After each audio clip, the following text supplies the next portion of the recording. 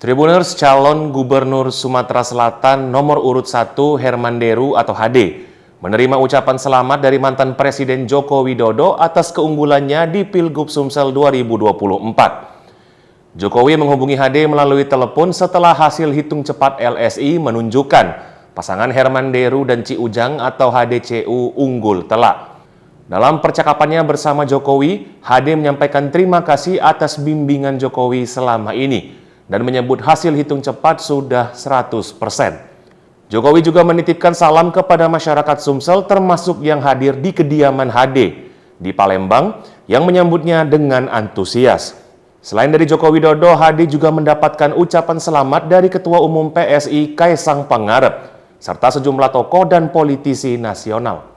HD mengapresiasi dukungan masyarakat dan partai pengusungnya, seraya mengajak semua pihak termasuk kandidat lain untuk bersatu kembali demi menjaga keharmonisan dan semangat kebersamaan masyarakat Sumsel.